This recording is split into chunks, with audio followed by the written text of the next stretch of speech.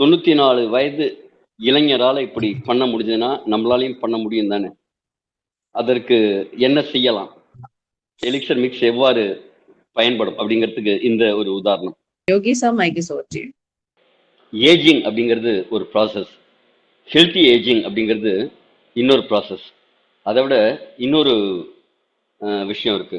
Growing young. அதாவது ஏஜிங்க்கு ரிவர்ஸா ஒரு விஷயம் நடக்கணும் அப்படிங்கிறது தான் நம்மளோட நோக்கமாக இருக்கும். வயதாகும் தன்மை அப்படிங்கிறது குறைந்து வயது குறையும் தன்மையோட நாம் இருக்கணும்.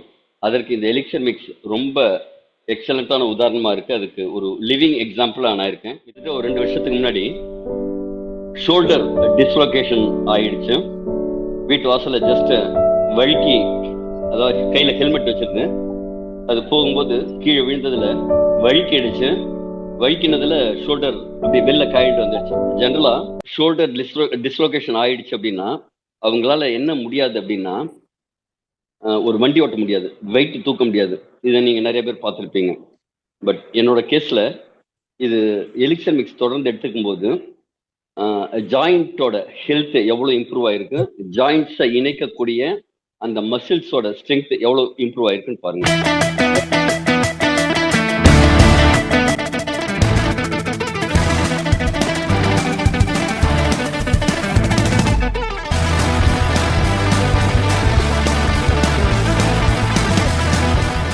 என்னோட 20 வயதுல கிட்டத்தட்ட என்னால் ஒரு 10-12 புல்லப்ஸ் எடுக்க முடியும்.